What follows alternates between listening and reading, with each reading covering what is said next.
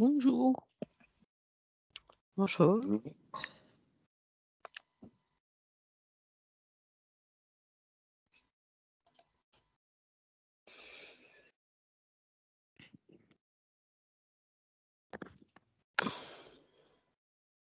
OK.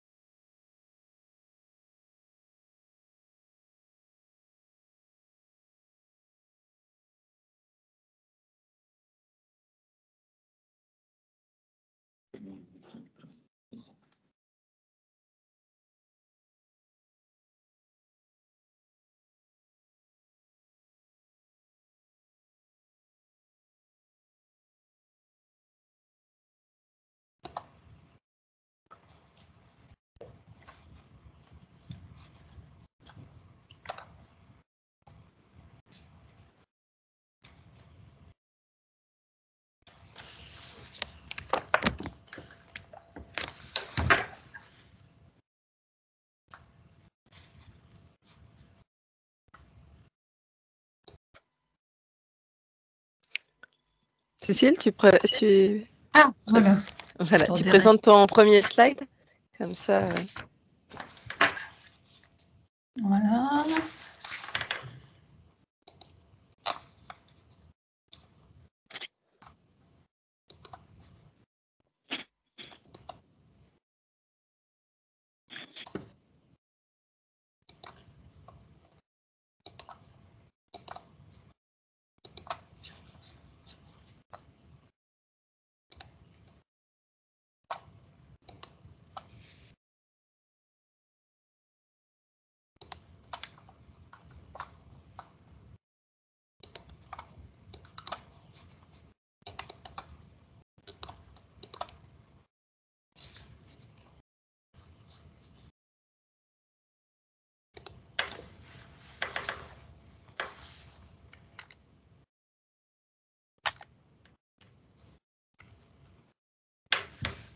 Vous le voyez?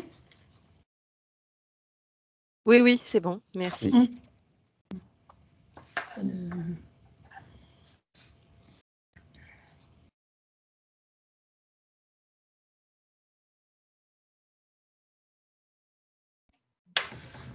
Bonjour. Bonjour. Bonjour.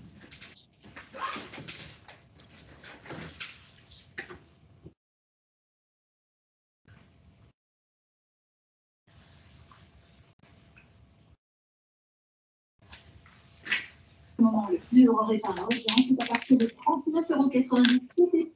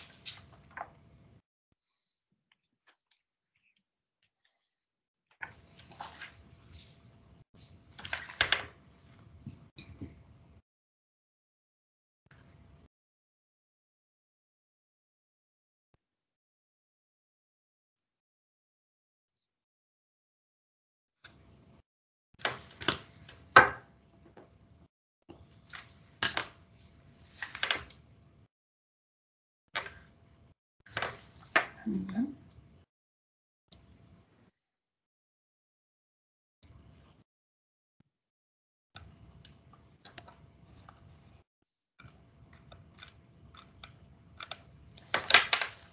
Voilà. Bonjour. On va attendre encore un petit peu que tout le monde arrive.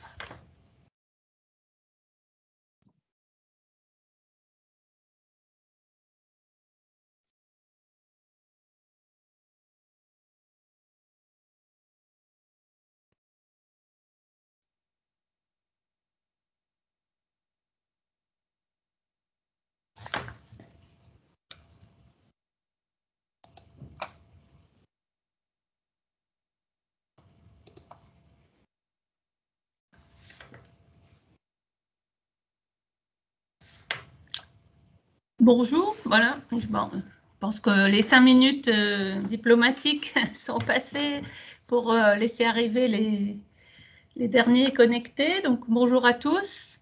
Bonjour à ce webinaire du CFMS qui est consacré donc à la gestion et la valorisation des terres excavées. Donc, c'est le second sur ce sujet pour ceux qui ne le sauraient pas. Hein. Il y a eu un webinaire partie 1 qui a eu lieu il y a un mois exactement. Cette séance est proposée par la commission scientifique et technique du CFMS, hein, et elle a été préparée donc, par 3 personnes, donc Isabelle Alphond du BRGM, Sabrina Perlot et moi-même, Cécile Morel, qui sommes du CEREMA, voilà, au titre de membre de la CST. Isabelle Alphond n'est pas présente aujourd'hui, mais Sabrina Perlot et moi serons là pour l'animer. Ce sujet a fait l'objet d'un grand intérêt puisque la précédente séance a été suivie par plus de 120 personnes. Voilà, et donc on propose une suite aujourd'hui. Bon, le programme, vous le voyez sur la diapositive. Donc le principe, effectivement, qu'on donnera et on présentera chaque intervenant successivement. De manière pratique, donc la séance est calée sur 1h30, hein, donc on ne l'a pas rappelé ici, mais effectivement, on a prévu de terminer à 12h30. Cécile, est-ce que tu peux repartager du coup le programme? Ah, elle est partie. Ok, excusez-moi. Voilà, donc c'est pas indiqué là les horaires, mais enfin on compte 20 minutes de présentation par chaque intervenant. Et les questions sont regroupées à la fin. Donc, on vous engage à poser vos questions via le chat, à couper vos micros, bien sûr, et à poser vos questions au fur et à mesure via le chat. Et donc, elles seront synthétisées, reportées en fin de séance et les questions seront données à ce moment-là par les différents intervenants. Disons à la fin de la séance. Donc c'est pour garder du temps pour répondre à ces questions qu'on voilà, on va veiller à bien suivre les horaires de 20 minutes. Voilà. Donc on vous engage à enregistrer vos micros et enregistrer, à couper vos micros et caméras si vous le voulez bien pendant les interventions pour ne pas perturber.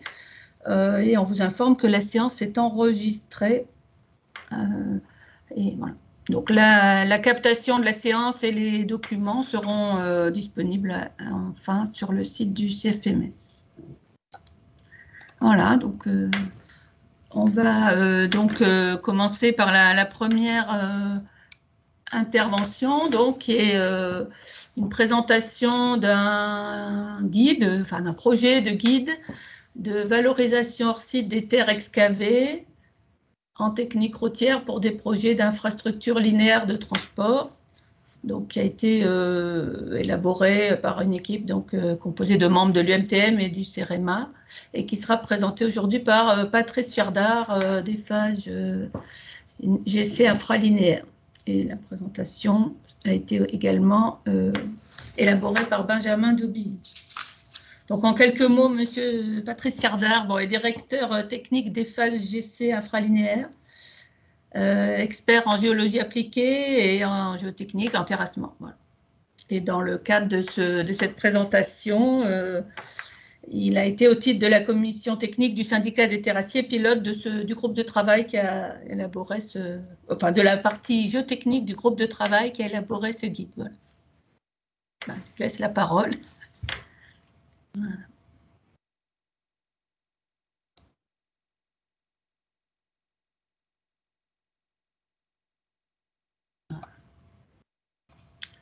J'arrête de partager.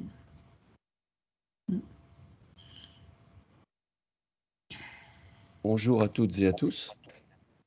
Cette présentation a effectivement été préparée principalement par Benjamin Doubilly, qui est le secrétaire général de l'UMTM.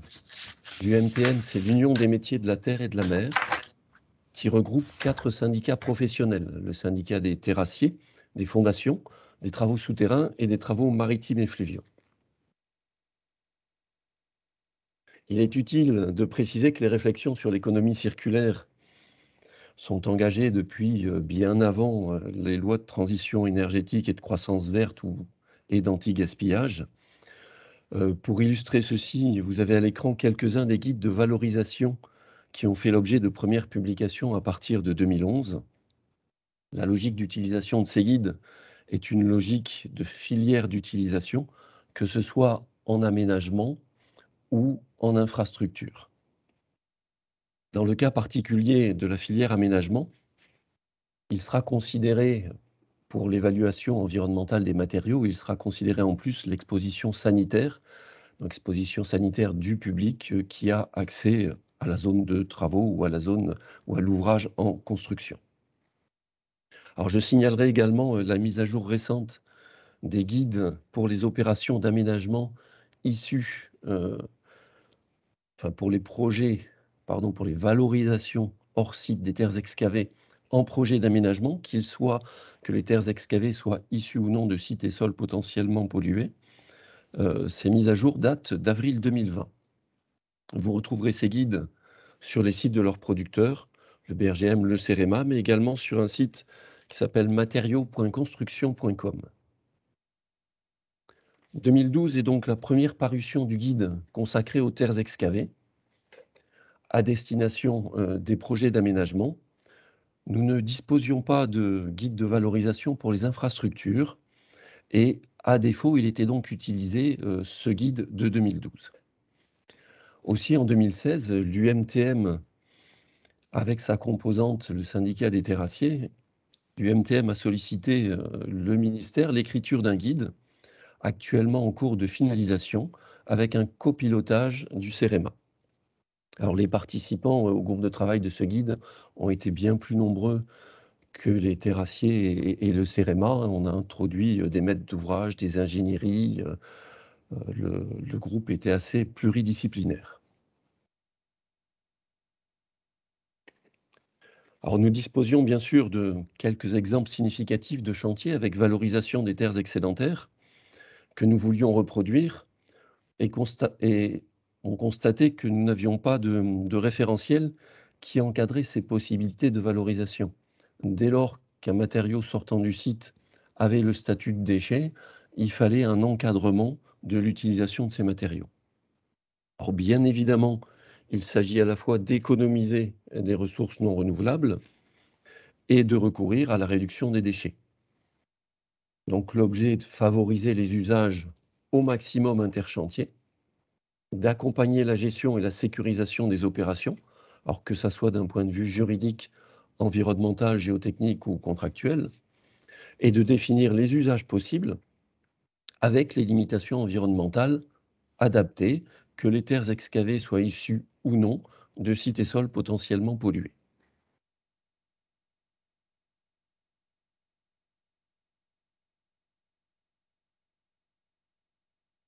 Le champ d'application du guide est la valorisation en technique routière pour les projets d'infrastructures de transport. Les terres excavées concernées sont les matériaux géologiques naturels, mais aussi les matériaux anthropiques non utilisés à des fins de construction sur le site du chantier. Alors une précision à apporter sur le champ d'application, elle ne concerne pas les terres végétales. Le guide rappelle les principales définitions, et là je voudrais vous alerter sur la terminologie un peu spécifique. En géotechnique et en environnement, on peut avoir la même dénomination, mais une signification un peu différente en fonction du domaine d'application. Nous avons proposé pour ce guide de suivre une organisation un peu particulière par rapport aux autres guides produits par le CEREMA, puisque, en dehors de l'acceptabilité environnementale, nous avons voulu traiter du cadre réglementaire, donc les règles, les bonnes pratiques, les contrats et la fiscalité. Nous avons voulu aussi traiter de la gestion de projet, un accompagnement des maîtres d'ouvrage, des maîtres d'œuvre, depuis les études de définition jusqu'à la phase de conception, puis un accompagnement des entreprises lors de la réalisation des travaux. Ce guide présente aussi un chapitre géotechnique qui permet d'orienter les choix sur un minimum de reconnaissance, d'identification des matériaux sur le site producteur, mais aussi des caractérisations sur ou pour le site receveur identifié, avec des propositions de fiches d'information pour le site, mais des fiches d'information aussi sur les natures de matériaux. Donc le guide tient compte des caractéristiques géotechniques des terres, qui sera le premier argument de valorisation de ces matériaux.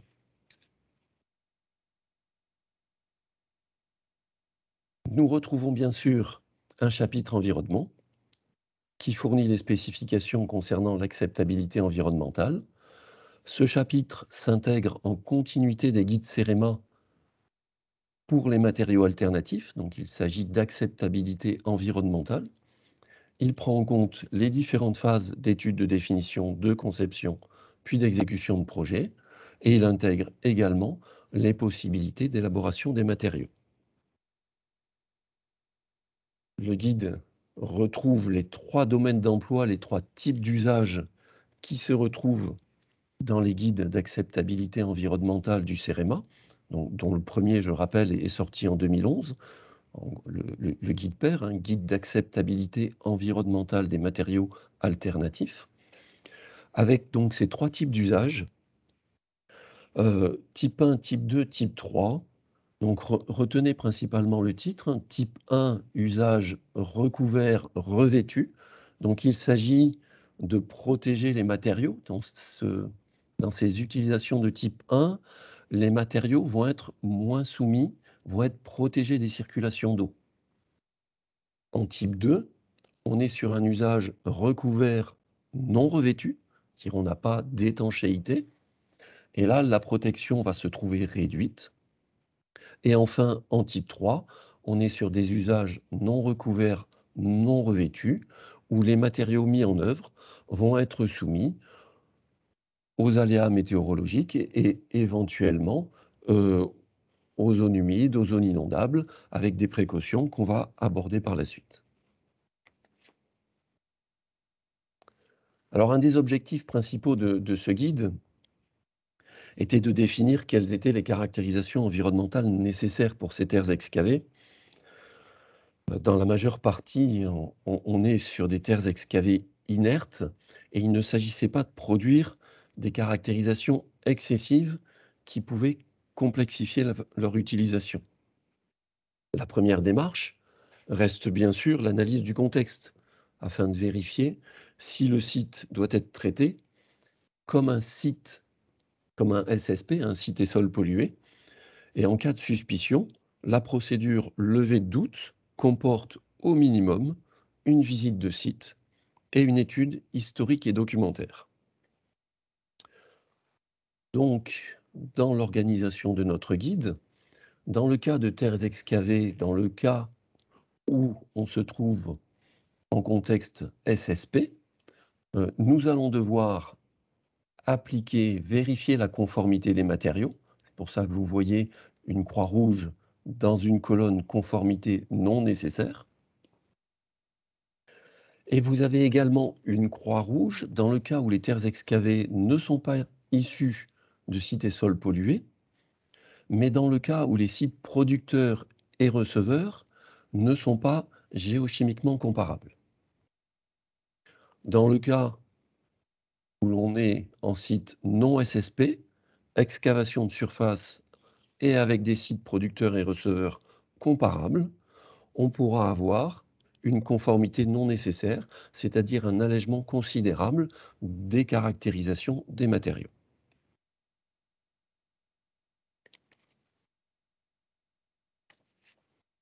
Alors nous avons travaillé avec le BRGM, qui a fait partie du groupe de travail. On avait imaginé au départ 2 types de fonds géochimiques basés sur la nature géologique des matériaux. Alors en gros, les couches sédimentaires et les roches ou les matériaux éruptifs et métamorphiques.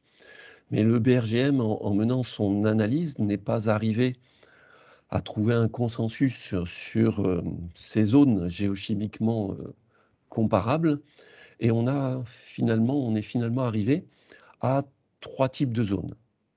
Donc les zones sur la carte de France que vous voyez en blanc, qui sont hors anomalie, c'est-à-dire toutes les zones en blanc sont géochimiquement comparables, avec néanmoins des limites de distance de transport.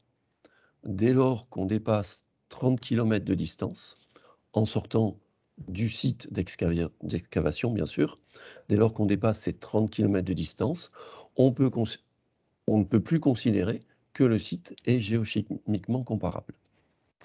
Vous avez ensuite les zones en jaune, qui sont des zones d'anomalies géochimiques spécifiques.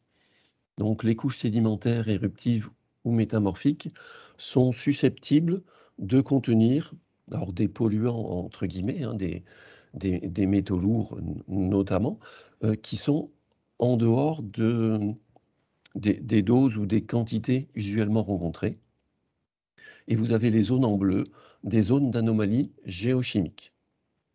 Donc dès lors qu'on reste dans des zones de couleur bleue, on est sur les mêmes principes, on est sur des zones géochimiquement comparables, avec des limitations en distance toujours de 30 km sur les bleus, mais par contre, sur les zones d'anomalies géochimiques, on est sur des limitations en distance de 5 km de transport. Donc vous voyez notamment les Vosges, le Massif central ou en Bretagne, on va avoir des contraintes fortes sur les transports de matériaux, sur les limitations en distance, pour évaluer si le site est géochimiquement comparable d'office. C'est-à-dire qu'il faudra mener une étude spécifique. Un petit zoom sur la région Bretagne. Donc sur le site Infoterre, vous retrouvez cette carte des anomalies géochimiques et vous pouvez zoomer sur l'emplacement de votre projet. Dès lors que la conformité environnementale est à vérifier, pour ce cas numéro 1, nous nous trouvons dans le cas de terres excavées issues de sites ne relevant pas de la méthodologie nationale SSP. Donc on est sur des sites producteurs et receveurs non géochimiquement comparables, ou alors à des distances supérieures aux 5 ou aux 30 km. Donc, on a des limitations d'usage, des limites à respecter pour les usages de type 1, de type 2 et de type 3. Dans le cas numéro 2, nous nous trouvons dans des terres excavées qui relèvent de la méthodologie nationale SSP, et à ce moment-là, nous sommes limités aux usages de type 1 et de type 2, avec un complément, avec des paramètres spécifiques qui seront relevés lors de l'étude historique et documentaire, lors de la levée de doute pour la partie pollution des sols. Alors, quelques limitations d'usage pour les types 1 et type 2. Donc, excuse-moi, interdit. Patrice, oui. Excuse-moi, on ne voit plus ta présentation. Enfin, c'est peut-être que pour moi, mais en tout cas, je ne la vois plus. Est-ce qu'il y a, eu une erreur? Est-ce qu'elle s'est Non, je la vois toujours. Non, on la voit, nous. Non, on la voit. On la voit, on la voit. Ok. Parfait. Donc, pour les usages de type 1 et de type 2, attention aux zones inondables, attention aux cours d'eau, aux distances à laquelle se trouvent les mises en remblai. Bien sûr, attention au périmètre de protection rapproché des captages en eau potable ou dans les zones couvertes par des servitudes d'utilité publique. Attention également aux accidents géologiques de type karst qui favoriseraient les écoulements ou les entraînements des eaux qui auraient percolé au travers de nos matériaux. Et pour les types 3, on n'a pas de limitation d'usage. Le guide prescrit des contrôles de production dans le cas où la conformité environnementale est nécessaire hors cité sol pollué. Donc en fonction des productions annuelles d'un chantier de terrassement, d'une installation de recyclage, on prescrit, on propose une périodicité minimale de contrôle avec des lots de 5000 tonnes ou par mois de production.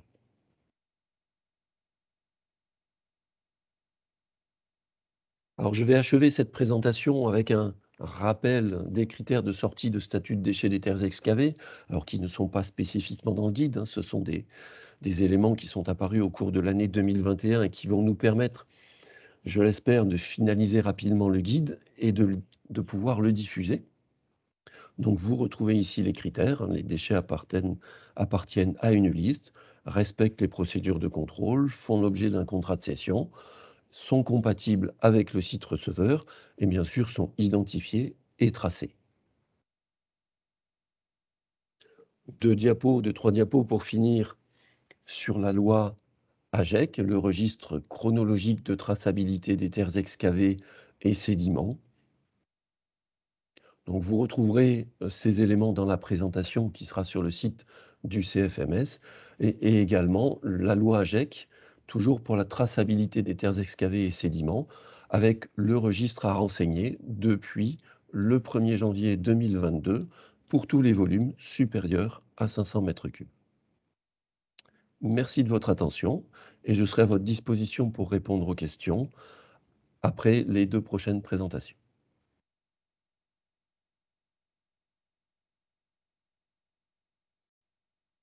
Merci Patrice Chardard. Donc vous avez parfaitement respecté le timing et donc ça laissera du temps pour les questions. Donc j'encourage tout le monde à s'exprimer donc sur le chat sur des questions pour que voilà qu'on puisse les prendre sans trop perdre de temps à la fin. Voilà, donc on va passer à la présentation de Myriam Duc. Myriam, je vais partager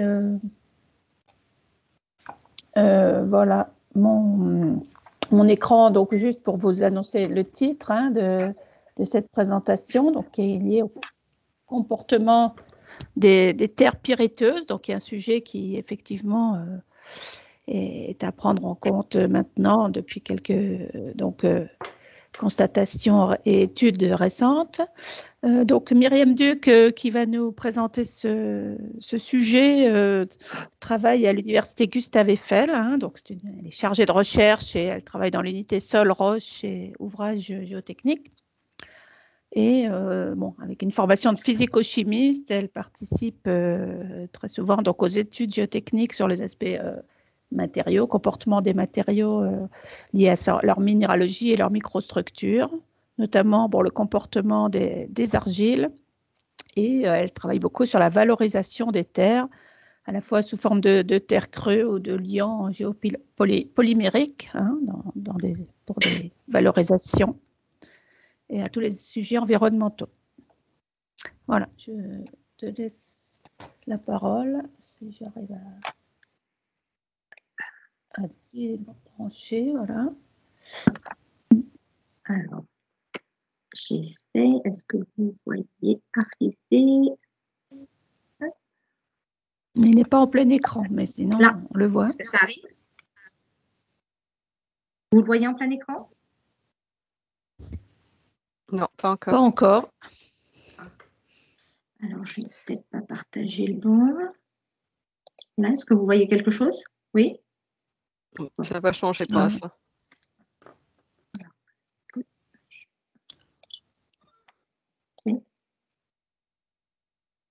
Est-ce que vous voyez? On va tout le bureau. Là? Voilà, parfait. Allez, voilà. Partie technique, voilà. Donc, merci beaucoup pour cette invitation à parler aujourd'hui sur la problématique des terres excavées et notamment le comportement des terres pyriteuses fraîchement excavées. Le fraîchement est important.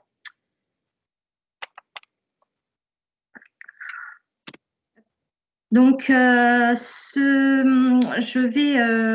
vais introduire en fait ce comportement des pyrites au travers d'observations qui ont été faites lors du creusement au tunnelier dans le projet EOL, hein, où un certain nombre de terres ont été évacuées et on a observé des évolutions auxquelles on ne s'attendait pas initialement. Donc, le projet EOL comporte en fait sur son tracé un tunnel d'environ 8 km entre Nanterre et Haussmann-Saint-Lazare. Et ce projet comportait une certaine quantité, voire une quantité importante de terre qu'il allait falloir évacuer. Or, ce creusement au niveau de la région parisienne est passé dans des couches géologiques qui sont rarement creusées à l'heure actuelle, notamment dans les sables de cuise, les sables supérieurs et les fausses glaces, qui sont des couches plutôt profondes, alors qu'on a plutôt l'habitude de travailler ou de creuser dans les marnes et caillasses, les calcaires grossiers, voire les sables de Beauchamp. Or, ces couches plus profondes, hein, vous voyez le tracé du tunnelier avec les deux traits noirs, hein, dans ces couches plus profondes, on a la présence de pyrites. Et lors de ce creusement, on avait environ assez peu de fausses glaces, environ 1%, 69% plutôt des sables supérieurs et 30% de calcaire grossier. Et tout cela va être mixé, réduit au niveau de la fraction granulométrique par le tunnelier de boue. Qui va sortir un produit mixé qu'il va falloir ensuite stocker. Et l'ensemble de ces couches qui nous intéressent forment la couche de l'Yprésien. Quelques photos sur la basse Seine, hein, où est-ce que les terres vont sortir. Elle est située à Boulogne-Billancourt. Vous avez la conduite de marinage qui va arriver sur cette structure qui est installée en bord de Seine, puisque les terres sont évacuées par barge. Au niveau des matériaux qui arrivent sur cette basse Seine, on va avoir deux types de matériaux, à la fois des sablés graviers, donc qui sont plutôt fractions fines dans leur globalité inférieure à 5 mm, mais avec quand même des fractions plus grossières, hein, avec des galets. Et puis une deuxième partie des matériaux qui vont être sortis, ce sont des fines qui vont être compressées sous forme de galettes. Qu'on va pouvoir également évacuer. Les deux matériaux étant évacués distinctement sur des barges différentes. Donc par barge, l'équivalent d'à peu près 2500 tonnes, on va avoir traditionnellement une mesure environnementale avec des tests de lixiviation pour regarder s'il y a conformité par rapport au seuil de ISDI, voire ISDI+, et puis ensuite les sites TN. Or, quand on réalise ces packs ISDI, initialement au sortir de la conduite de marinage et sur la basse Seine, la plupart du temps, ces packs ISDI hors anomalie, eh bien, sont conformes. Donc, pas de souci, c'est ce qu'on pouvait croire initialement. Or, ces matériaux qui ont été stockés, qui ont été évacués et stockés pendant à peu près 1 an, voire 2 ans, eh bien, au cours du temps, sur le site de stockage, notamment à Sandrancourt, dans les Yvelines, eh bien, on a pu observer une évolution avec l'apparition d'une coloration ocre-rouge à la surface du sol, avec des possibles odeurs d'œufs pourris, qui montrent la présence d'hydrogène sulfuré, de gaz H2S. Un écoulement des eaux qui peut atteindre des pH au niveau très acide, des pH de 2, et une augmentation potentielle des sulfates dans les eaux lixiviées issues du site. Et tout ceci, eh bien, c'est relié à la présence potentiellement de pyrites dans ces terres excavées, les pyrites étant des matériaux évolutifs dans le temps, et cette évolutivité dans le temps, en fait, n'est pas prise en compte au niveau de la réglementation sur les déchets inertes, qui ne mentionne que ce type de matériaux inertes veut dire qu'il n'y a pas d'évolution physico-chimique importante. Alors, bon, le terme d'importance, comment le quantifier? Et qui ne devra pas avoir d'impact notable sur l'environnement. Or, on sait que les pyrites, depuis très longtemps dans le domaine, que ce soit minier ou des carrières, eh bien que les pyrites sont évolutives. Sauf que jusqu'à présent, au niveau des terres excavées, voire des terres excavées de tunneliers, eh bien, on n'a pas rencontré un cas d'évolutivité importante avec des impacts notables au niveau de l'environnement. Sur le site de Sandrancourt, eh bien, on a pu voir cette évolution se faire avec des effets notables. Du point de vue géotechnique, eh bien, les pyrites vont également avoir un impact du point de vue technique, puisque cette réaction des pyrites, c'est-à-dire des sulfures qui vont se transformer en sulfates, et on sait que les sulfates, comme le gypse par exemple, qui se dissout dans l'eau, eh bien, les sulfates vont interagir avec les matériaux cimentaires lors du traitement des sols, et il va pouvoir y avoir possibilité de gonflement. Ce type de gonflement avait été observé déjà dès 1998. Ça fait l'objet d'une présentation précédente lors d'un séminaire du CFMR sur les roches, avec une évolution, avec le gonflement en fait de la base de la chaussée qui contenait des pyrites non identifiés initialement. Donc, quelques mots rapidement sur la pyrite et d'où vient son évolutivité. La pyrite, elle fait partie du cycle du soufre, et au niveau du sol, eh bien, on va avoir une très forte importance du rôle des micro-organismes dans le sol, puisque les sulfates qui peuvent venir de la surface de l'atmosphère, par lessivage du sol, vont pénétrer à l'intérieur du sol, et en s'enfonçant, eh bien, dans les couches les plus profondes, il y a absence d'oxygène, et les micro-organismes dans le sol, pour pouvoir continuer de se développer, ne vont plus utiliser l'oxygène, mais ils vont utiliser l'oxydoréduction de ces sulfates sous forme de sulfure pour se développer. D'où un rôle important des micro-organismes et de la matière organique qu'on peut avoir également dans le sol. Donc, on peut avoir au final la précipitation de pyrite, ce sulfure de fer, dans les couches profondes. De la même manière, à l'échelle plus globale, que ce soit les océans et les formations des couches, vous allez avoir la formation et la précipitation de pyrite sous les sous-couches au niveau des sédiments et en fond, par exemple, d'océan, qui présente des matériaux fins ou des sédiments sans oxygène. Et là encore, on va avoir possibilité de réduction des sulfates sous forme de sulfure, et donc qui vont se retrouver dans les couches, et puis ensuite au niveau des zones superficielles où il va y avoir des extractions ou des creusements. Pour reconnaître la présence de pyrite, eh bien, quelques photos au niveau de la carothèque du projet EOL, où on a observé, par exemple, ça c'est des carottes issues des fosses glaises de l'Yprésien. Donc, sur les carottes humides, on voit peut-être pas forcément tout, mais après séchage, donc en 2021, on a pu observer des exclorescences blanchâtres à la surface. On a pu, comme c'est une argile, on a de la fissuration du matériau, mais une fissuration plus poussée dans certaines zones. Et on voit, une fois sec, eh bien, la présence assez visible de macropyrites, des inclusions un peu jaunâtres, dorées, à la surface, avec ces efflorescences et des couleurs rouge ocre qui dénotent l'oxydation et la présence d'oxyde de fer autour de ces pyrites qui ont réagi. D'autres photos de ces macropyrites qu'on peut avoir, donc sous la forme de petits cubes qu'on peut avoir, vraiment ça fait un aspect granulé à la surface, des pyrites plus visibles qui peuvent être de plusieurs millimètres, et les efflorescences blanches. Alors ce n'est pas du gypse qu'on pourrait croire initialement, mais en fait c'est un sulfate de fer, FeSO4, qui se produit notamment proche des zones riches en lignite, puisqu'il y a une très forte porosité, et lors du séchage, l'eau amène par succion les sels qui proviennent de la réaction de la pyrite, c'est-à-dire le fer et le soufre, et à la surface, lors du séchage, ils reprécipitent sous forme de sulfate de fer.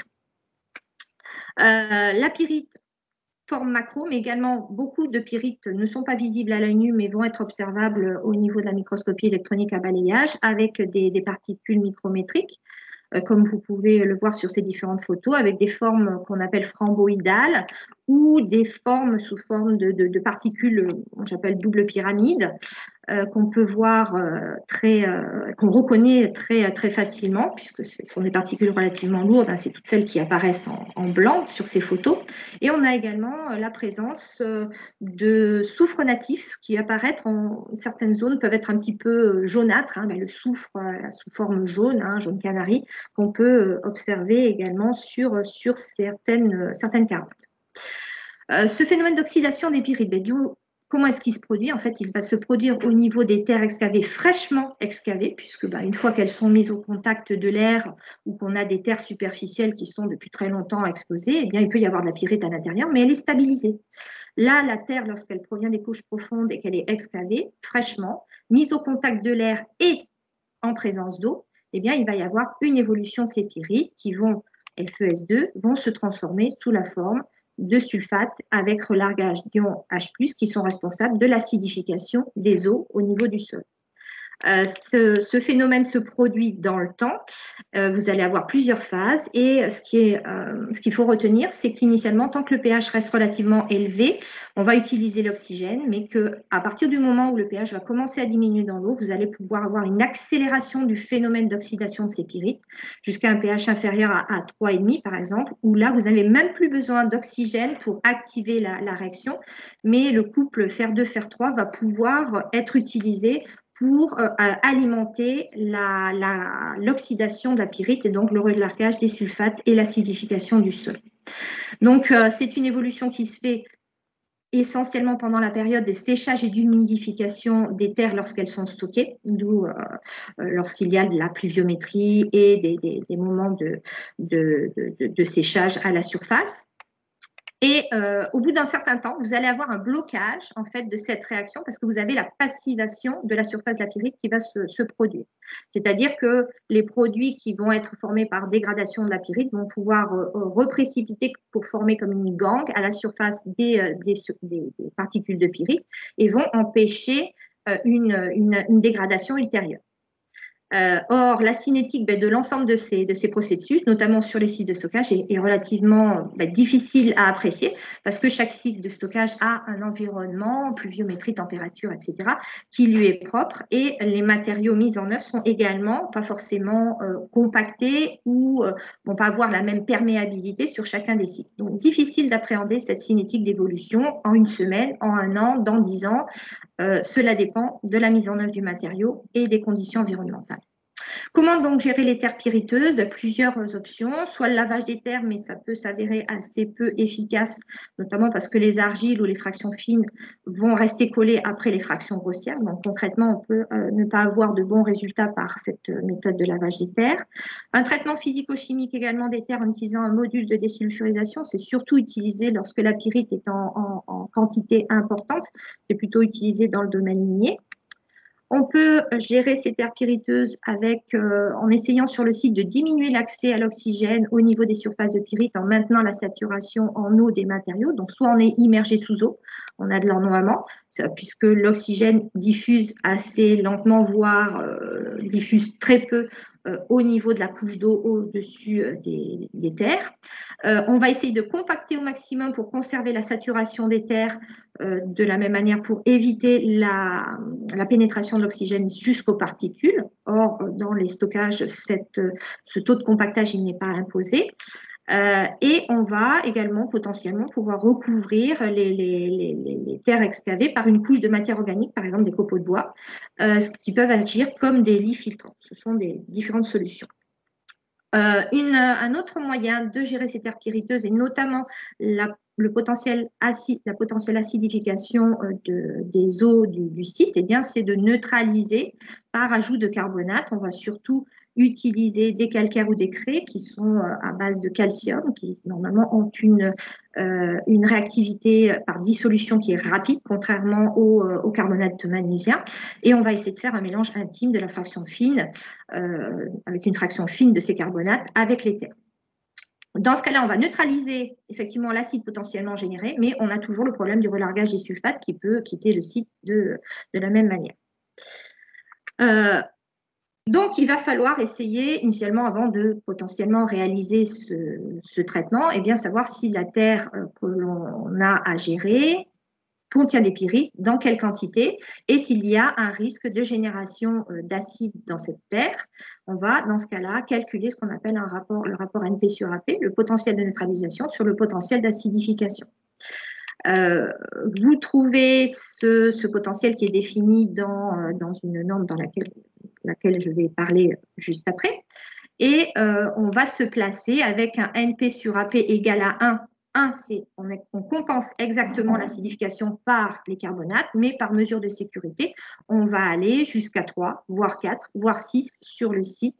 Donc, pour être sûr, au moment du mélange, par exemple, des carbonates avec le sol, qu'il y ait réellement partout une neutralisation qui se produit. Au niveau réglementation, eh bien, dans les déchets miniers ou dans les carrières, on a connaissance de ce potentiel et il est géré habituellement. Mais dans les terres excavées, jusqu'à présent, il n'y a pas eu réellement de retour d'expérience qui montre qu'il y a eu des problèmes liés aux pyrites. D'où, du point de vue réglementaire, c'est un petit peu le trou jusqu'à présent. Dans les carrières, par contre, on a une circulaire de 2011 donc, qui proposait des seuils avec un traitement de neutralisation lorsqu'on a un taux de sulfure entre 0,1 et 1%. D'où, fin de l'année dernière, mois de décembre, il y a eu une proposition d'un logigramme par le BRGM qui a été entériné par le ministère pour la gestion de ces terres pyriteuses avec justement le seuil donc de 0,1% en sulfure, inférieur à 0,1, pas de problème, on est dans la gestion des terres excavées classiques, supérieur à 0,1%. Là, dans ce cas-là, on doit calculer le rapport NP sur AP, neutralisation sur potentiel d'acidification. S'il est inférieur à 4, dans ce cas-là, il faut réaliser un traitement. Et s'il est supérieur à 4, dans ce cas-là, on nous demande de mettre en évidence que le matériau qui est non acidogène, pas de génération d'acide, mais potentiellement qui va relarguer des matériaux sulfatés. Donc, par un test cinétique additif, on doit montrer quelles sont les quantités de sulfate potentiellement relargables par cette terre. Donc, deux essais de caractérisation donc, on va devoir mettre en œuvre. D'un côté, un essai statique, la norme NF EN 15875, qui permet de mesurer le NP sur AP. Et un deuxième essai, c'est l'essai cinétique, alors qui n'est pas normé au niveau de la FNOR puisque ça se rapporte à un technical report, donc le 16363, et là qui se rapporte à une norme ASTM. Donc ces essais cinétiques qui peuvent durer relativement longtemps. Donc 2 essais à pratiquer pour appliquer ce logigramme. Un exemple des résultats qu'on peut obtenir. Au niveau de l'Université Gustave Eiffel, nous avons appliqué cette méthodologie et nous avons utilisé un appareil, donc un analyseur carbone-soufre qui n'est pas spécifiquement mentionné dans la norme 15875, mais qui peut être utilisé puisqu'elle laisse un petit peu d'ouverture, on dira, sur les différentes techniques qui peuvent être appliquées, ce qui peut générer des différences entre les laboratoires qui vont appliquer les essais. C'est un point de discussion potentiellement pour faire évoluer les choses. Et donc, on va obtenir grâce à cet essai et à cet équipement, donc analyseur carbone-soufre, le taux de carbonate, le taux de sulfure. On va pouvoir calculer le NP qui est directement relié à la teneur en carbonate, le AP qui est relié à la teneur en sulfure. On a le rapport entre les deux et on peut calculer mathématiquement quelle est la quantité de sulfate relargable à partir des sulfures. C'est un simple calcul mathématique, une mole avec des ratios molaires. Et donc, cette quantité de sulfate total relargable, on va le comparer après avec aux différents seuils qu'on a en sulfate au niveau des ISDI, ISDI 3+, et TN ou TN+. J'ai oublié, c'est des milligrammes par kilogramme, milligrammes de sulfate par kilogramme. Au niveau de l'essai cinétique que je vous ai dit, donc il n'est pas normé. On utilise au niveau de cet essai qui fait référence à une norme ASTM, une cellule d'humidité qui va permettre de tester le sol en contrôlant les phases de séchage et d'humidification par ajout d'eau, en contrôlant tout ça en température et en taux d'humidité et en flux d'air. De manière plus simple, on peut réaliser ces essais cinétiques en utilisant ce qu'on appelle des mini-cellules d'altération, mais dans ce cas-là, on a beaucoup moins la maîtrise des paramètres, notamment humidité et température, où la phase de séchage n'étant pas contrôlée, chaque laboratoire a sa propre atmosphère, eh bien, on va pouvoir avoir, par l'utilisation de ces mini-cellules d'altération, différents résultats suivant les conditions dans lesquelles on réalise l'essai. Là, c'est une partie qui doit être également améliorée et discutée pour avoir un protocole beaucoup plus carré au niveau de cet essai cinétique. Quelques résultats de ces essais cinétiques, on va suivre l'évolution du pH au cours du temps. Le X, c'est le temps. Le Y, c'est la différente valeur qu'on va mesurer. Le pH, la quantité de sulfate relargué ou la quantité de fer. Et chaque point de mesure, en fait, c'est un cycle humide-sec, c'est-à-dire qu'on ajoute de l'eau. On va laisser pendant 15 minutes et on va filtrer et récupérer cette eau. On va attendre 3 jours, on va remettre de l'eau, on attend 15 minutes, on refiltre et on refait la mesure. Et on voit tous les 3 jours, on voit l'évolution, on va mesurer l'évolution des paramètres. Un exemple pour terminer de ce que peut donner donc cet essai cinétique qui a été appliqué sur un matériau des couches de lyprésien ou au-dessus. Eh bien, dans ce cas-là, on va mesurer non pas les sulfates totaux qui vont être largués, mais ce qu'on appelle les sulfures mobilisables, c'est-à-dire ceux qui vont pouvoir réellement se transformer en sulfate et être relargués. Donc, pour cela, on a appliqué on a utilisé les mini-cellules d'altération en ajoutant 50 ml d'eau tous les 2-3 jours, puis un séchage à l'air. Et vous pouvez voir la quantité de sulfate cumulé, relargué au cours du temps. Donc, le 1, 2, 3, 4, c'est le nombre du cycle humide-sec qu'on va avoir appliqué. Cette quantité, au final, si on fait le total de chacune de ces quantités relarguées, on a 2637 mg par kilogramme de sulfate au total. Or, initialement, eh bien, dans ce sol, il y avait 3800 mg par kilogramme de sulfate potentiellement relargable. Bien, vous voyez qu'au final, on a seulement 23% des sulfures qui se sont réellement oxydés par cet essai, jusqu'au blocage de la réaction par la passivation de la pyrite dont je vous ai parlé précédemment. Donc, petite subtilité, le taux de conversion sulfure en sulfate n'est pas de 100%. Et ce taux va varier en fonction de la composition de la granulométrie de la Terre et des conditions également des essais. Ces conditions, il faudrait fixer plus en détail, en tous les cas, pour que ces essais-là soient répétables et représentatifs et comparables, en tous les cas, d'un laboratoire à l'autre. Voilà ce que je voulais vous dire sur les terres pyriteuses. Je vous remercie pour votre attention.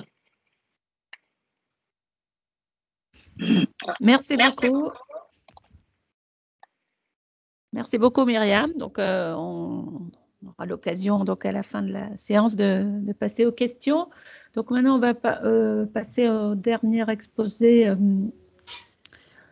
de notre matinée. Donc, sur un outil opérationnel qui a été proposé, sélectionné et mis en œuvre pour caractériser les terres excavées sur le site d'extraction qui s'appelle Diagnosol Express. Donc, il va être présenté par messieurs Souley Moutari et Laurent Desmurs, donc tous les deux de l'entreprise de Guintoli, donc de la direction scientifique et technique, donc respectivement, donc ingénieur méthode et directeur scientifique de cette direction scientifique et technique. Je vous laisse la parole. Merci. J'enlève mon partage, par contre. Ok. Qu'est-ce que je fais? Ah, c'est moi qui fais une bêtise, là. Je te laisse partager la présentation. Voilà. Ouais.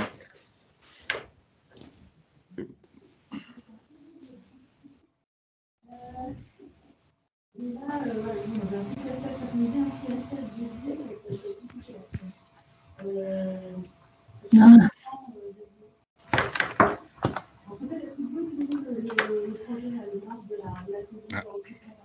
Bonjour à tous, c'est bon? Vous voyez les diapos? Oui. Ok, Laurent, vas-y. Très bien. Oui, pour cette présentation, on va vous montrer le développement et les résultats qu'on a pu obtenir sur un outil qu'on a développé, un outil de caractérisation des marins de tunneliers, caractérisation du point de vue environnemental. C'est une solution qu'on a développée spécifiquement pour les chantiers du Grand Paris, compte tenu des différentes contraintes qu'on va vous exposer.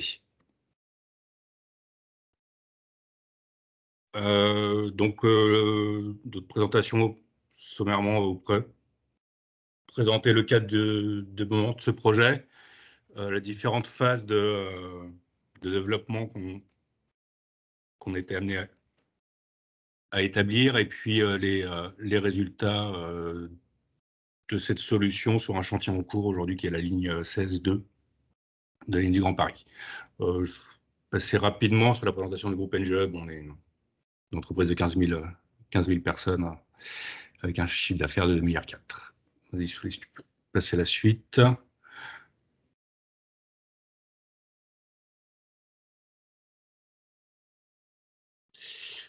Un petit rappel sur le contexte du Grand Paris. Donc, ce projet qui consiste en la construction de 200 km de nouvelles lignes de métro. Et ce qui nous intéresse plus particulièrement, c'est que ce projet génère un volume de déblais extrêmement important, donc 47 millions de tonnes de déblais à évacuer et à stocker, pour lequel le maître d'ouvrage, donc la Société du Grand Paris, a eu des engagements très forts en termes de traçabilité, donc sur l'évacuation de ces déblais, mais aussi de leur caractérisation. Alors pourquoi cette caractérisation? C'est bien que ce soit essentiellement des sols naturels, exempts de pollution anthropique. Il montre des éléments, un certain nombre d'éléments déclassants au titre du PAC SDI, enfin de l'arrêté de 2014, notamment les sulfates, parce qu'on a des terres plutôt gypseuses dans le sous-sol parisien, mais également certains métaux lourds. Guintoli, donc la filiale terrassement du groupe NGE, a eu en charge la gestion des déblais sur un certain nombre de lignes.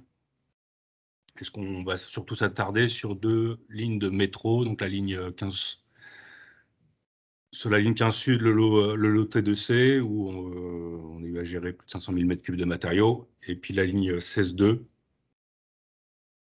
qui est en cours aujourd'hui. La problématique auquel on a répondu, c'est celle de la durée de caractérisation des matériaux. Donc pour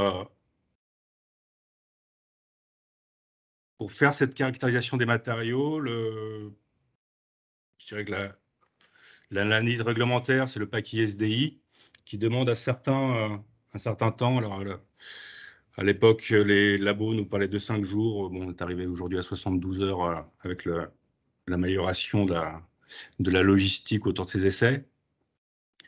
Mais en tout cas, ce sont des délais qui étaient incompatibles avec les volumes de stockage disponibles, puisqu'on est en site urbain. Vous avez vu des photos tout à l'heure des espaces qu'on a pour pouvoir stocker tous ces déblais. Donc là, la solution, je dirais classique, ça consistait, après excavation et en premier tri, emmener tous ces déblais sur des plateformes de stockage provisoire sur lesquelles on pouvait faire les analyses, attendre le résultat du pack SD avant de les reprendre et de pouvoir les évacuer vers la filière adaptée. Donc, ce qu'on a cherché à développer, c'est un outil d'analyse sur site plus rapide qui permettait de l'évacuation de ces déblais directement du site de production jusqu'à la filière. Si tu peux passer sur la suivante.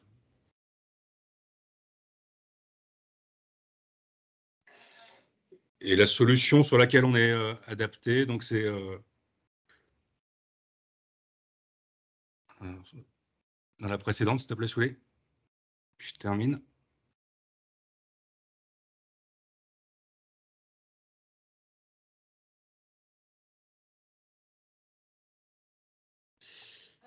Donc, ça a été d'agréger un certain nombre d'éléments.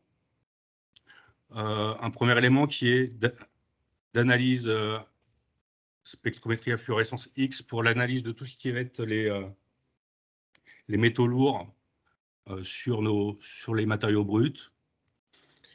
Un volet d'analyse de l'excavation rapide pour l'analyse de tous les anions, et notamment les sulfates et les fluorures. Alors, vous pouvez adapter un peu le temps de l'exciviation, qui sont plutôt des éléments mobiles et facilement lixiviables. Et à partir de ces résultats d'analyse, un traitement statistique et informatique pour pouvoir en tirer la filière adaptée. Alors, ce volet informatique, il est assez important puisqu'on a dû faire une modélisation géologique sous le tracé du tunnelier. Chaque formation géologique pouvant avoir des comportements un peu différents vis-à-vis de la lixivation. Et un outil de machine learning, c'est-à-dire que cet outil qui nous permet d'obtenir la filière adaptée en fonction de nos résultats d'analyse non normés. La suivante, s'il te plaît, Soulé.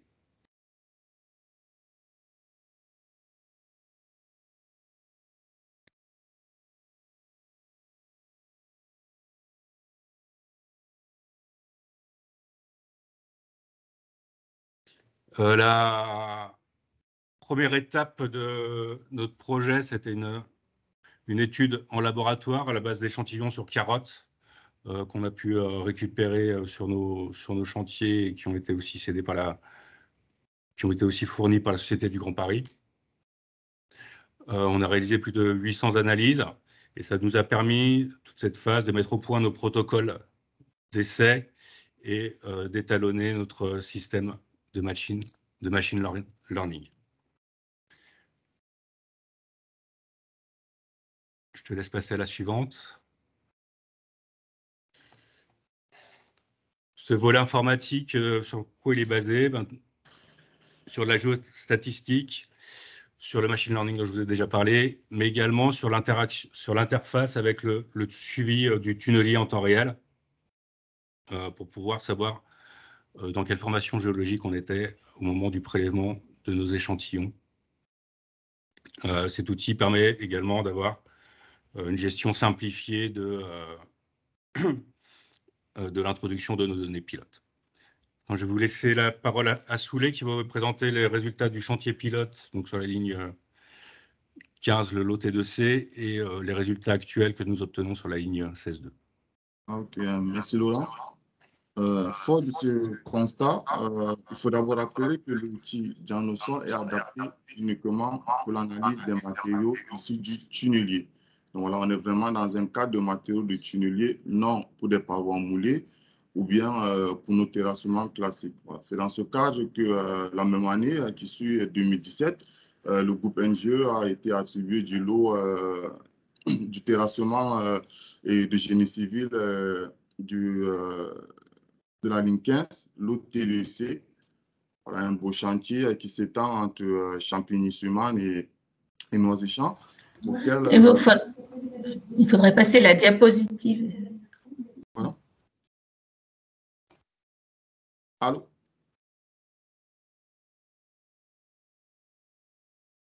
Allô? Vous me suivez? Oui, continue, Solé. Oui. OK. Voilà. Voilà. Donc, du coup, comme j'étais en train d'expliquer, voilà, sur ce chantier test qu'on a décidé de faire nos preuves, l'ensemble des déblais issus du tunnelier ont été à la fois analysés par notre outil DianoSol Express et parallèlement à un laboratoire COFRAC. Ce chantier qui a duré quasiment 2 ans et demi, voilà, on a eu beaucoup de retours d'expérience, comme on peut voir sur les photos. On avait des bacs qui étaient dédiés pour ces casiers, qui étaient rapidement remplis, même avec des essais ultra express par les laboratoires COFRAC qui étaient de 72 heures. On avait pas mal de problèmes de logistique et c'est tout ça qui nous a permis à se dire à ce moment, le DianoSol devait être la meilleure solution pour pouvoir mieux suivre et caractériser ces déblais. Fort de ce constat, sur ce chantier pilote qui a duré quasiment 2 ans et demi, on a pu analyser plus de 691 échantillons parallèlement avec un laboratoire COFRAC.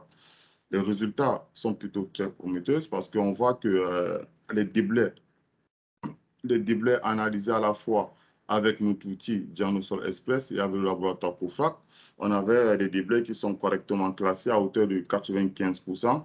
Voilà, on avait ce nous on appelle ici des faux positifs et des faux négatifs, éventuellement des déblais que nous, on identifie à tort comme pollués.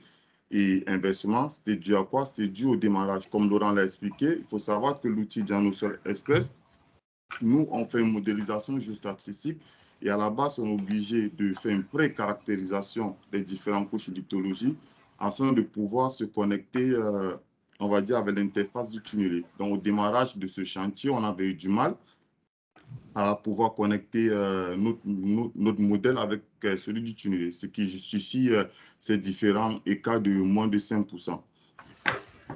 Fort de ce constat, le groupe NGE, nous avons décidé de développer un plan de contrôle qui va nous permettre d'emmagasiner plus de données, d'où un contrôle du modèle, c'est-à-dire, on s'est dit, OK, avec la maîtrise d'œuvre, avec l'exutoire, qu'une fois que notre modèle, notre innovation sera validée dans un chantier, systématiquement, nous allons analyser les 7 premiers échantillons avec l'outil DianoSol. Le 8e sera un COFRAC. Pourquoi le COFRAC? Voilà, le COFRAC, ça c'est le juge d'arbitre, c'est ce qui va nous permettre de calibrer notre machine. Ensuite, il y a une formation d'opérateur qui est faite. Il y a un suivi quotidien du matériel et les différents tests de répétabilité. Une fois que ce plan de contrôle a été validé par la maîtrise d'œuvre et l'exutoire, on a décidé également de créer des seuils d'observation et des seuils d'alerte. C'est-à-dire les seuils d'alerte, on s'est dit, OK, au moment où on a un faux négatif, qu'est-ce qu'il faut faire? Voilà, quand on a un faux négatif ou un faux positif, on identifie le composé en question et l'élément. Ensuite, si on passe à 6 écarts, bah, là, on revient dans une cadence de un échantillon, COFRAC, un DianoSol. Et ensuite, si on a un seuil avec 9 écarts consécutifs, on arrête toute analyse avec le DianoSol et on revient dans le système classique. Le DianoSol Express, le groupe NGE s'est vu attribuer en fin 2018 le chantier de la ligne 16-2, un chantier de quasiment 11 km de tunnel avec 4 ouvrages, un chantier qui est situé dans la commune entre Chelles et Aulnay-sous-Bois. Dès lors, on s'est dit, OK, après 2 ans de recherche, après quasiment 2 ans de phase test, phase pilote, on était prêt à pouvoir analyser les déblais de tunnelier avec le DianoSol Express. Dès lors, on a présenté pas mal de nos retours d'expérience et on a été validé par ceux du Grand Paris, par les différents exutoires, ce qui nous a permis à l'heure actuelle de déployer le DianoSol sur le chantier de la ligne 16-2. Comme on peut voir sur cette photo, c'est un beau chantier de 11 km. On a pas mal de couches géologiques. Du côté nord de Paris, on est plus dans des sables de Beauchamp, les calcaires de Saint-Ouen. Et du sud, du côté de Chelles, on est plutôt dans les matériaux gypseux. important déjà de noter que notre labo, c'est un mini-labo, hein, c'est un mini-labo avec une surface à peine 150 mètres carrés. Donc voilà, on peut s'installer à n'importe quel chantier du Grand Paris. La méthodologie est assez simple. On prélève des matériaux à peu près 3 à 4 kilos. Ensuite, on les met dans une barquette comme ça et voilà, on l'envoie sur l'outil où on mesure dans un premier temps les métaux lourds.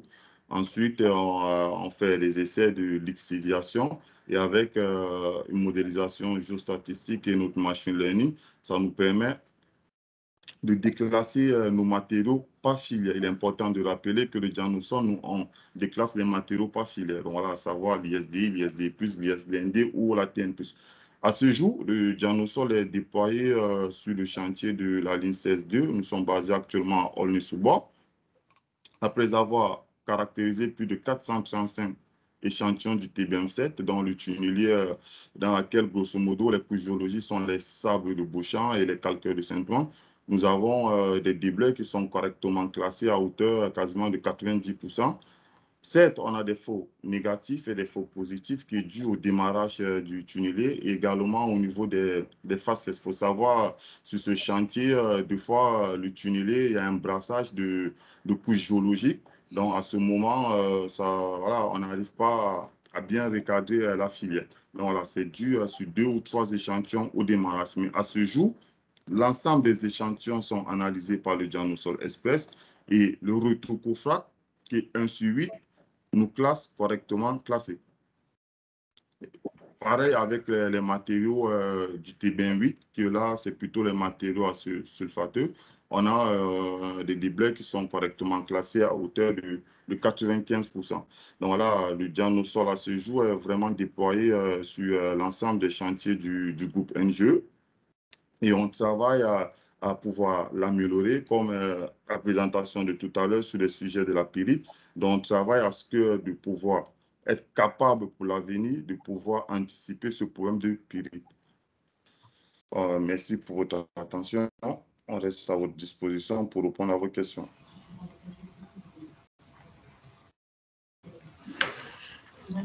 Merci beaucoup, messieurs. Merci d'avoir respecté également le délai. Donc, on a un peu de temps maintenant pour les questions.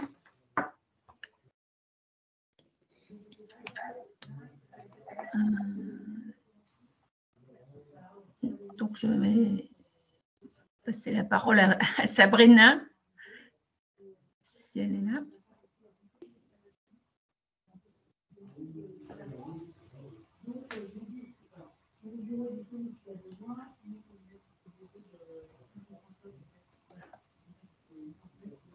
Sabrina?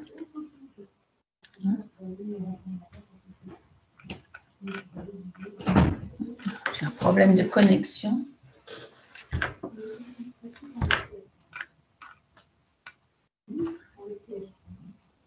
Là, voilà.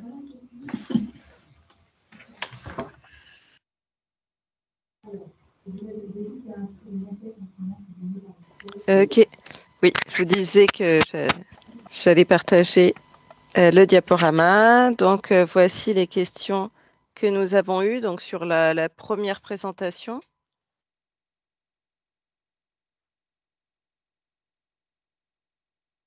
Oui, donc je verrai. Première question, existe-t-il déjà des cas concrets d'application de ce guide? Alors, la réponse, je vais dire non, parce que le guide n'a pas encore été diffusé, donc on n'est pas complètement dans le système. Mais néanmoins, on a construit ce guide en ayant en référence un certain nombre d'opérations réussies. Lors de congrès ou de colloques précédents, on avait cité le contournement de Figeac, où on avait eu une convention entre 2 chantiers pour valoriser les matériaux. Il y avait aussi la valorisation de matériaux sur le projet ligne à grande vitesse de contournement Nîmes-Montpellier. Il y a eu de la valorisation des terres excavées d'opérations immobilières sur Montpellier qui ont été valorisées sur le chantier LGV. Donc, pas réellement de premier ex sur le guide. Et bon, je vais répondre en même temps à la deuxième question. Nous étions en attente des derniers décrets arrêtés parus en 2021 et il nous reste encore à finaliser avec le ministère les derniers points encore en suspens par rapport à cette législation avant de pouvoir diffuser le guide. Quasiment, ça fait 1 an et demi que le projet est arrêté. C'est-à-dire on a notre guide finalisé. Il reste à le faire valider par le ministère, que tout le monde soit bien d'accord sur tout ce qu'on a écrit vis-à-vis de la législation, des règles, la sortie de statut de déchets, etc. Donc, enfin, notre objectif, c'est de le publier avant la fin de l'année 2022. Mais si vous avez des relations au ministère, il faut pousser pour dire que tout le monde a besoin de ce guide. Merci. On va passer du coup à la présentation de Myriam. Si tu peux répondre aux questions. Voilà. Oui, alors, certains articles de Mediapart indiquent que les relargages à cendres en cours, donc les relargages en sulfate, auraient débuté avant l'apport des blés pyriteux et ol. Alors, vérifier ou pas, effectivement, c'est toujours difficile à partir de mesures locales avec des piézomètres de savoir quelle est réellement l'origine d'une évolution qu'on peut observer sur site. Sachant que sur le site, il n'y avait pas que des débléoles, qu'il y a eu une vie avant les débléoles et qu'il peut y avoir des évolutions, étant donné également le milieu encaissant. Donc pour l'instant, sur l'origine, dans tous les cas, des évolutions qui ont pu être observées, reste faible. On est resté en deçà du seuil de potabilité des 250 mg de sulfate par litre. Donc, si évolution, c'est relativement restreint à l'heure actuelle, me semble-t-il. Ensuite, les formes framboïdales, donc des pyrites, sont-elles détectables sur de vieilles carottes? Donc, après plusieurs années de stockage, a priori, je suppose que c'est dans des caisses en bois. Alors, caisses en bois ou caisses plastiques, on voyait que même après plusieurs années dans des caisses en plastique, il peut y avoir encore de l'humidité et donc potentiellement peut-être plus d'évolution au niveau des pyrites. Ou alors tout était éliminé par la dégradation. Donc là, en l'occurrence, on a observé à la Carothèque, que ce soit à la SGP ou sur le chantier Éole, des carottes qui avaient plusieurs années de stockage, qui ont séché en caisse en bois et les pyrites étaient toujours là. Donc c'est ce que je disais au départ.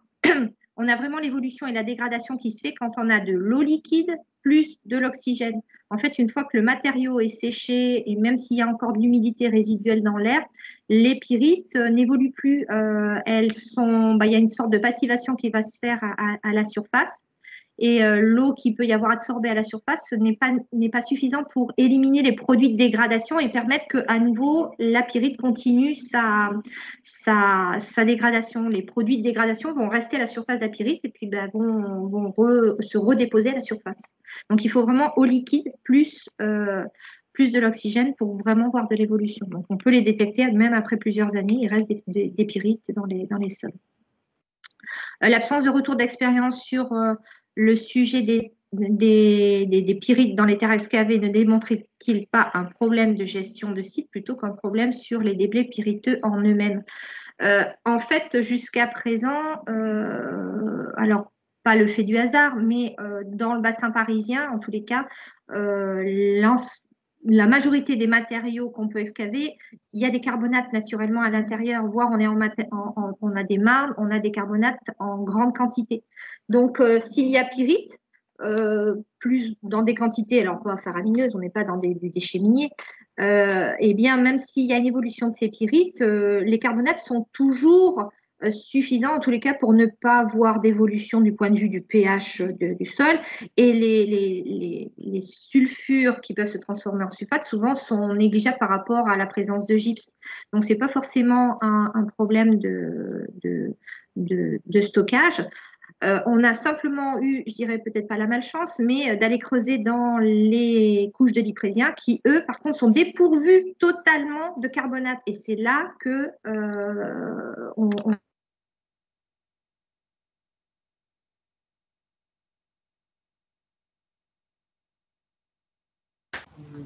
Le micro a été coupé.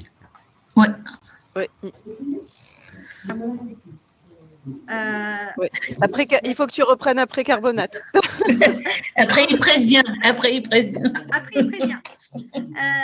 Donc, je dirais par malchance, donc effectivement, au niveau des couches de l'iprésien, elles se caractérisent par l'absence totale de carbonate dans ces couches. Et c'est là où le problème va se poser. Mais dans la majorité, voire tous les autres cas, c'est pour ça qu'il n'y a pas eu de retour d'expérience, c'est carbonaté naturellement et donc il n'y a pas d'acidification. Et les sulfures ou la pyrite étant présentes quasi presque dans toutes les formations du bassin parisien, jusqu'à présent, elles n'ont pas posé de problème. Donc, il n'y a pas eu d'observation sur des piézomètres ou d'évolution ou de pollution au sulfate ou d'acidification ou d'odeur ou quoi que ce soit. Donc, ce n'est pas forcément la gestion, je dirais c'est un concours de circonstances qu'on a sorti ces terres de l'iprésien et stocké par exemple sans ennoiement, enfin recouvert d'eau ou avec une compacité peut-être suffisamment importante ou voilà, c'est un concours d'un ensemble de facteurs. Et par rapport aux ETM, donc les éléments traces métalliques qui peuvent être largués par le sol au moment de l'acidification. Donc effectivement, non seulement quand on voit que la pyrite réagit, le pH s'abaisse, et là dans ce cas-là, on modifie l'équilibre géochimique au niveau du sol et vous allez avoir couplé au relargage des sulfates, vous allez avoir des éléments traces métalliques, par exemple le nickel, qui peut être largué. Donc ça, en principe, c'est observé de manière couplée. Donc non seulement dans les essais cinétiques, il faut regarder les sulfates, mais il faut regarder également le niveau cumulé, on dira, des relargages de TM qui peuvent se produire au cours de l'acidification. Merci beaucoup, Myriam, pour tes réponses. On va passer aux dernières questions que j'ai pu relever, mais il y en a d'autres après sur le chat. Donc, si les deux derniers intervenants peuvent prendre la parole pour y répondre. Oui, alors s'agissant du mode de creusement du tunnelier, dans les deux cas, c'est des tunneliers à pression de terre. Hein, donc pas un marinage hydraulique, hein, mais normal. Les matériaux, quand ils sortent de ce marinage, ils sont très humides. Hein, parce qu'on est... on a la limite de pouvoir les transporter dans des bennes. En tout cas, ce n'est pas possible sans un traitement préalable. Donc, il y a effectivement des teneurs en eau très élevées à la sortie du tunnelier. Ils ne sont pas mélangés à de la boue, hein, ils sont mélangés à de l'eau et à des adjuvants qui permettent un meilleur transport de ces matériaux sur la bande transporteuse. Et peut-on visiter notre laboratoire? Oui, ça dépend qui. Mais Madame Duc, oui, il n'y a pas de problème, on peut organiser ça.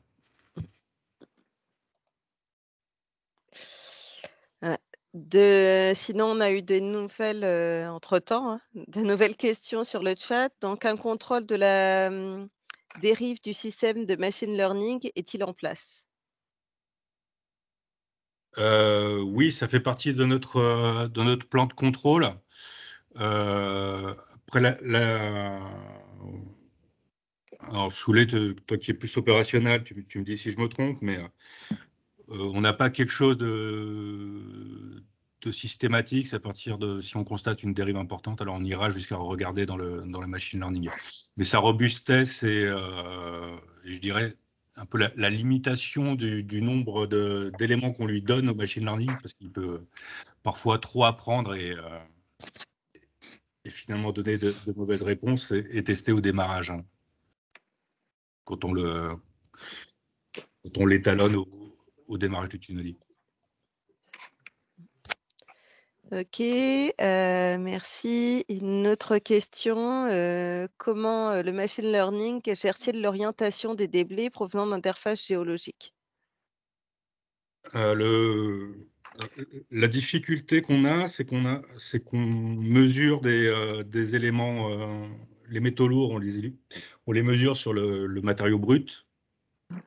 on a un processus de lexiviation qui n'est pas exactement le même que celui qui est fait sur les PAGISD. Donc, il a fallu la difficulté qu'on a, c'est de retraduire ces deux données en données équivalent lexiviation.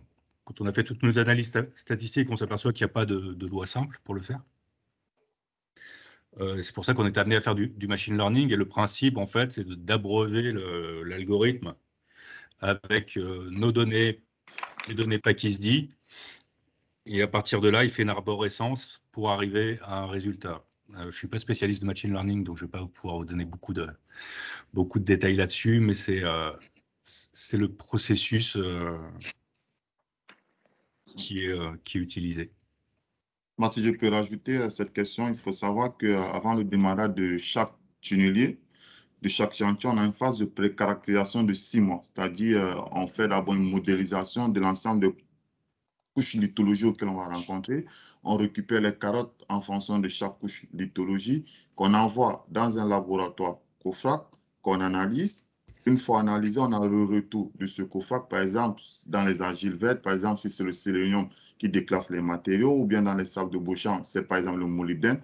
On se concentre typiquement sur ces différents éléments. Une fois cette modélisation a été effectuée, il y a une phase de calibration. Et c'est avec cette phase de calibration aujourd'hui qui nous permet, même avant de creuser un lot de tunneliers, on sait grosso modo déjà quel élément déclassant va nous permettre à orienter les matériaux. Et il faut savoir que notre modèle n'analyse pas un élément. C'est ça la difficulté. Nous, on déclasse plutôt la filière. Voilà, le machine learning est vraiment basé sur la filière. Donc voilà, on sait des filières ISD, ISD+, DN+, ou l'ISDND. Donc voilà, c'est vraiment focalisé. Ok, je vais...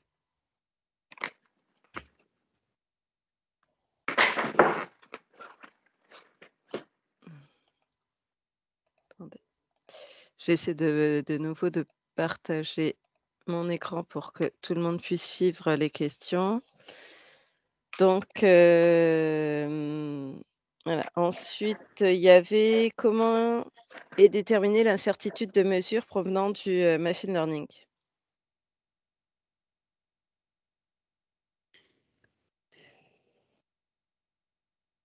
Je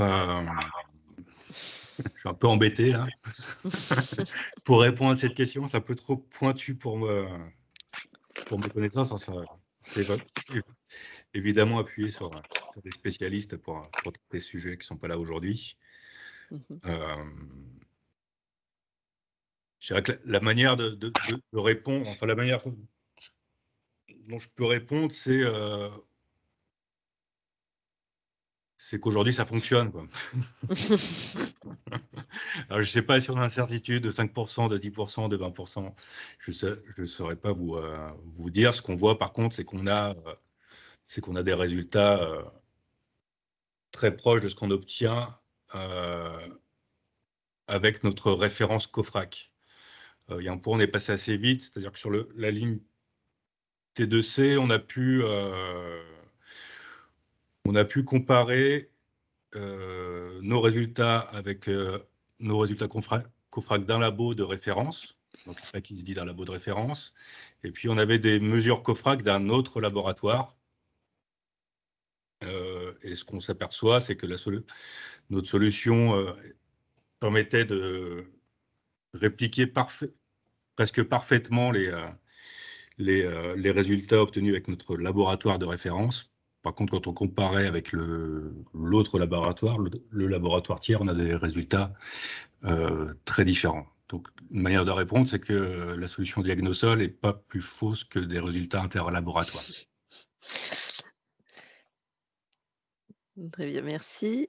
Et donc, la dernière question, peut-on rappeler en quoi consiste un prélèvement d'échantillons pour caractérisation? Donc, un pot de confiture de 200 ou 500 grammes. Et comment s'assure-t-on de la représentativité d'un volume de 200 mètres cubes, d'autant si présence de gros matériaux type rocheux au sein de matrices marneuses ou argileuses?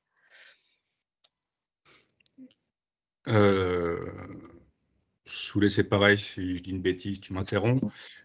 Déjà, la masse de prélèvement, elle n'est pas de 200 ou 500 grammes hein, pour notre solution en tout cas, mais on prélève des lots de 3 kg et on essaie de les prélever à différents endroits du stock pour faire un mélange homogène. Après, étant donné la nature des sols des sols parisiens, on a essentiellement des marnes et peu de matériaux de type rocheux, donc on n'a pas un gros problème de granulométrie. On a une granulométrie plutôt fine et plutôt homogène en sortie de tunnelier. Ok, ben, merci pour toutes ces réponses, pour vos présentations. A priori, entre-temps, il n'y a pas eu de nouvelles questions qui sont arrivées, donc je pense qu'on va pouvoir clôturer ce webinaire. Ah, un nouveau message.